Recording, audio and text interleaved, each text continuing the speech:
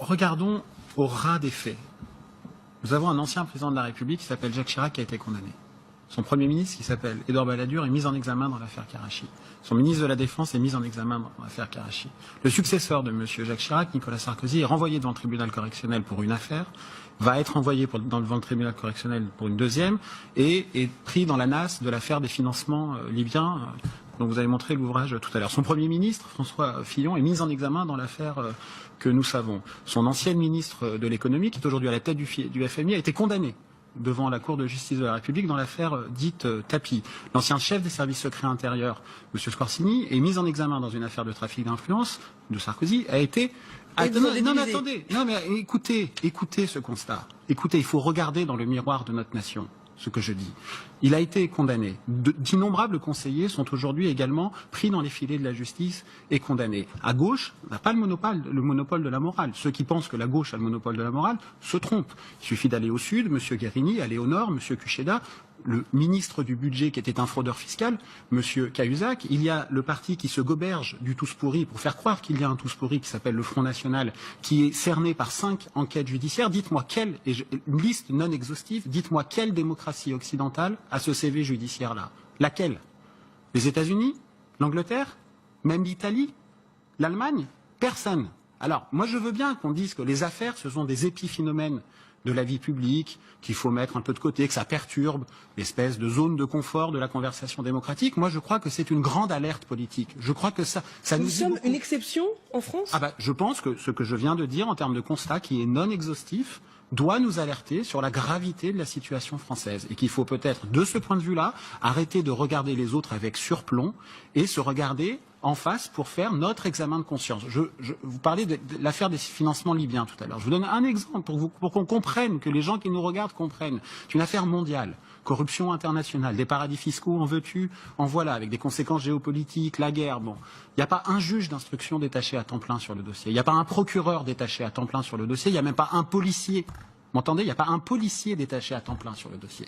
Pourquoi, selon vous? Mais parce que la classe politique de droite, de gauche, tout ça n'est pas un propos idéologique, ne prend pas la conscience des enjeux de la lutte contre la corruption qui sont, de mon point de vue, aussi importants, pas plus, mais pas moins, que les enjeux contre le chômage ou contre les déficits publics. D'ailleurs, c'est parfois lié. Il faut quand même avoir conscience que la Cour européenne des droits de l'homme, c'est la justice supranationale, c'est la justice au-dessus de la justice des justices nationales en Europe, a quand même dit que les procureurs en France ne peuvent pas être considérés comme des magistrats parce qu'ils ne sont pas indépendants. Vous vous rendez compte de l'humiliation?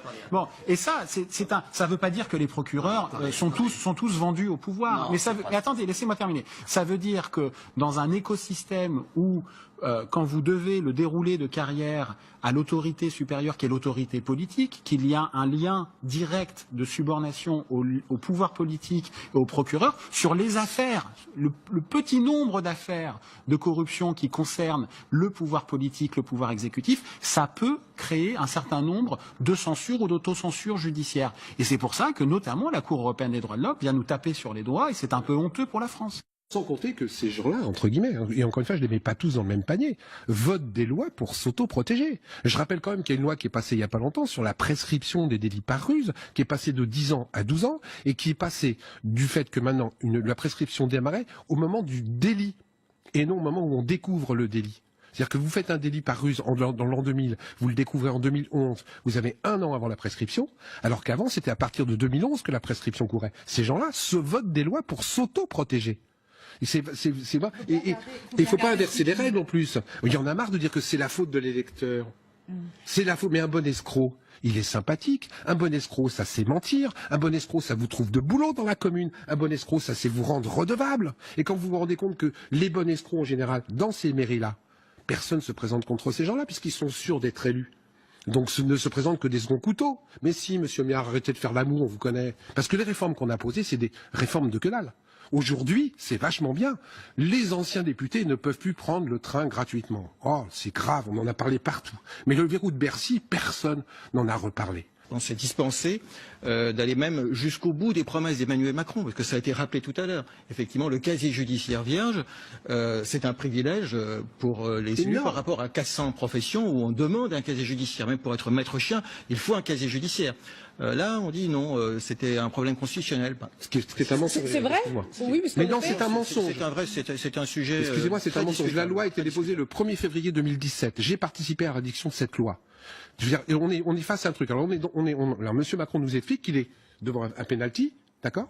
Il a un but à tirer, et il le tire pas parce qu'il n'est pas sûr que le but va rentrer. C'est quoi ce truc? Pourquoi il n'a pas posé la loi au Conseil constitutionnel? Aujourd'hui, la loi est en train de dormir au Sénat.